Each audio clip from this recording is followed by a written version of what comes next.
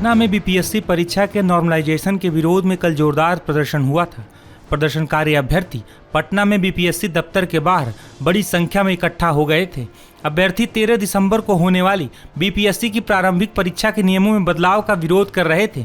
इस दौरान प्रदर्शनकारी अभ्यर्थियों के समर्थन में मशहूर शिक्षक खान सर भी गर्दनीबाग धरना स्थल पर पहुंचे थे। इस दौरान खान सर ने क्या कहा था, सुनिए।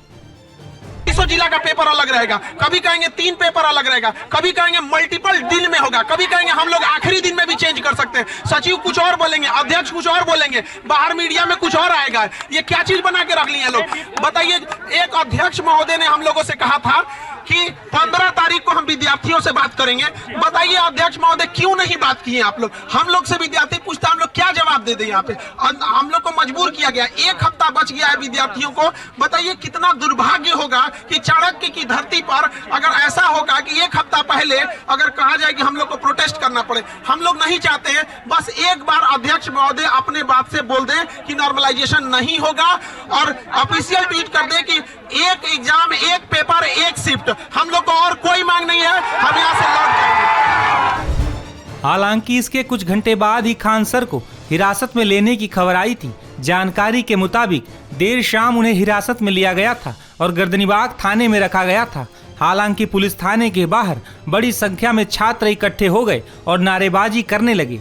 छात्रों की नारेबाजी और उनकी बढ़ती संख्या को देखकर पुलिस ने खान सर को छोड़ दिया था। इस दौरान रहमान सर और एक छात्र नेता को भी हिरासत में लेने की खबर आई थी। वहीं रात करीब 8 बजे विशेष कार्यकारी मजिस्ट्रेट MS खान ने खान सर को छोड़ने की जानकारी दी थी। खान सर को जो डिटेन किया गया था, आपके सामने वो गाड़ी पर बैठकर थाना से निकल रहे हैं। अब ये हमें नहीं पता है कि वो कहाँ जा रहे हैं, कहाँ उनको ले जाया जा रहा है। रहमान सर भी अंदर में ही है? नहीं, अंदर में नहीं, अंदर में कोई नहीं है। कोई सर वहाँ नहीं है और बाकी इन लोगों को धरना स्थल खाली करना पड़ेगा। और तो बीपीएससी के चेयरमैन का भी कुछ आ गया है। खान सर को यहाँ से लेकर के कहाँ ले गए ये हमें पता नहीं है। वही छात्रों के प्रदर्शन और हंगामे के बाद अब बीपीएससी के चेयरमैन की तरफ से भी बड़ा बयान सामने आया है। टाइम्स नाउ नवभारत के संवाददाता साकेत कुमार से बातचीत के दौरान उन्होंने छात्रों के प्रदर्शन और नॉर्मलाइजेशन पर कई बातें कही हैं। बीपीएससी परीक्षा में नॉर्मलाइजेशन को लेकर जो विवाद उठा है और खास करके जो कंफ्यूजन की स्थिति है उस पर बात करने के लिए हमारे साथ बीपीएससी के चेयरमैन हैं। हम उन्हीं से सीधे बात करते हैं। सर, कंफ्यूजन काफ़ी ज़्यादा था, हालांकि अब आप लोगों ने नोटिस भी जारी कर दिया, लेकिन जिस तरह का माहौल बना, छात्रों ने यहाँ प्रदर्शन किया, लाठीचार्ज हुआ, उसके बाद कुछ कोचिंग संस्थान के तरफ से भी सपोर्ट दिया गया छात्रों को। किस तरह से आप इन चीज़ों को देख रहे हैं और क्या आगे इस पर एक्शन?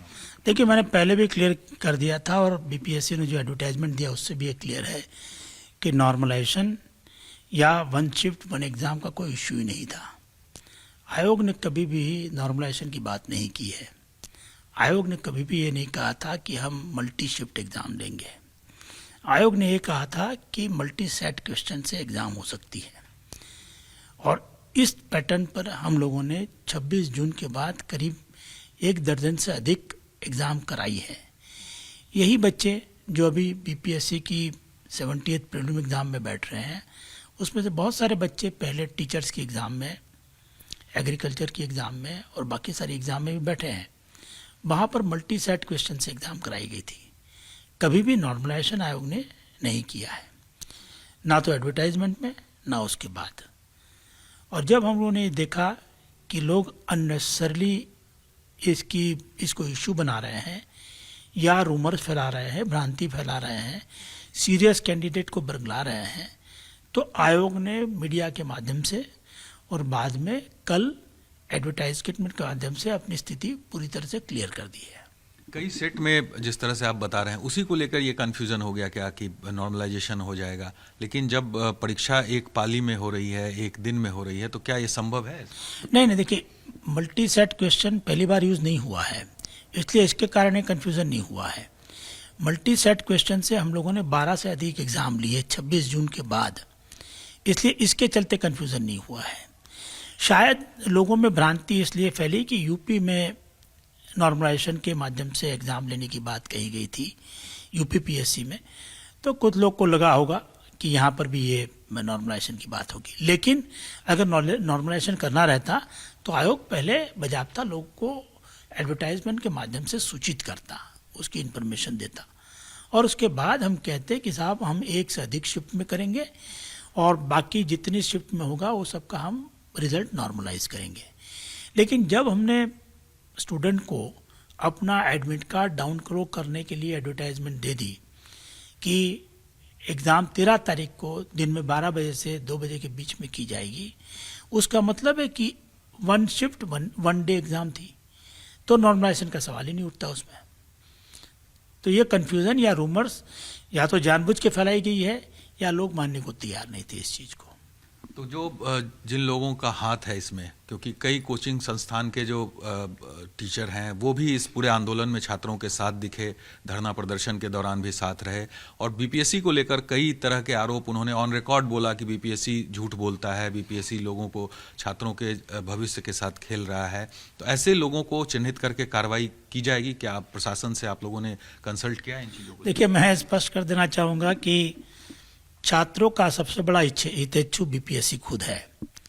बीपीएससी खुद ये कोशिश करता है कि बिहार के छात्रों का भविष्य दांव पर ना लगे और एक साफ सुथरी और कदाचार मुक्त परीक्षा व्यवस्था के लिए आयोग कटिबद्ध है। पिछले 6 महीने में हम लोगों ने जो भी एग्जाम कराई है वो पूरी तरह से निष्पक्ष रूप से फेयर और ट्रांसपेरेंट वे में कराई है। लेकिन ये बात सही है कि कुछ लोग इंक्लूडिंग कुछ संचालक जो कोर ट्रेनिंग कोचिंग क्लासेस के संचालक हैं, सर जैसे तमाम जो शिक्षक हैं वो थे इस आंदोलन। ऐसे कुछ लोगों ने जरूर इस बात का नॉर्मलाइजेशन की पूरी प्रक्रिया को समझे बगैर लोगों को बरगलाने की कोशिश की है। नॉर्मलाइजेशन की प्रक्रिया कोई नई प्रक्रिया नहीं है, ये राज्य स्तर पर या नेशनल लेवल पर कब से लागू है, 2012 से ही लागू है। बड़ी बड़ी एग्ज़ाम जैसे बैंकिंग सर्विस रिक्रूटमेंट की एग्ज़ाम, GEE की एग्ज़ाम, स्टाफ सिलेक्शन कमीशन की एग्ज़ाम, जहाँ पर बहुत बड़ी संख्या में स्टूडेंट रहते हैं, एप्लीकेंट रहते हैं, वहाँ पर नॉर्मलाइजेशन करना आवश्यक हो जाता है क्योंकि इतना एकोमोडेशन होता नहीं है। और जहाँ 15 शिफ्ट में 20 शिफ्ट में एग्ज़ाम होगा तो नॉर्मलाइज करके रिजल्ट दिया जाता है। नॉर्मलाइजेशन के इश्यू को लोगों ने हाई कोर्ट में और सुप्रीम कोर्ट में भी चैलेंज किया था, लेकिन माननीय उच्च न्यायालय ने या माननीय सर्वोच्च न्यायालय ने भी ये पूरी नॉर्मलाइजेशन की पैटर्न को पूरी तरह से फेयर, ट्रांसपेरेंट और साइंटिफिक माना है। उन्होंने ये माना है कि ये सिस्टम के चलते किसी को भी अन्याय नहीं होता, किसी को फेवर नहीं होती, किसी को डिसफेवर भी नहीं होता है। सो वैसी स्थिति में ये एक बहुत ही रैशनल और प्रूव्ड सिस्टम ऑफ नॉर्मलाइजेशन है जिसके चलते किसी को आपत्ति नहीं होनी चाहिए। लेकिन जब मैं बिहार पब्लिक सर्विसन की बात करता हूँ तो यहाँ पर हमने अभी तक किसी एग्जाम में नॉर्मलाइजेशन नहीं किया है। अगर करेंगे तो हम जरूर छात्रों को बताएंगे इस चीज़ से। एक्शन को लेकर क्या कार्रवाई आप लोग कर रहे हैं ऐसे लोगों के ऊपर, क्योंकि खान सर, रहमान सर, इस तरह के कई नाम हैं जो कि इस आंदोलन में छात्रों के साथ थे, नारेबाजी कर रहे थे, उन लोगों को एक तरह से भड़का रहे थे। देखिए, बहुत लोग का मीडिया वायरल भी हो रहा है जिससे पता चल रहा है कि लोगों ने पूरी परीक्षा व्यवस्था पर सवाल उठाते हुए भाषण भी किए हुए हैं बगैर किसी आधार के। उनके पास किसी तरह का आधार नहीं था, उसके बाद भी गैर जिम्मेदाराना तरीके से आरोप लगाए हुए हैं। तो ऐसे लोगों के खिलाफ कार्रवाई करने के लिए हमने जिला प्रशासन को लिखा है।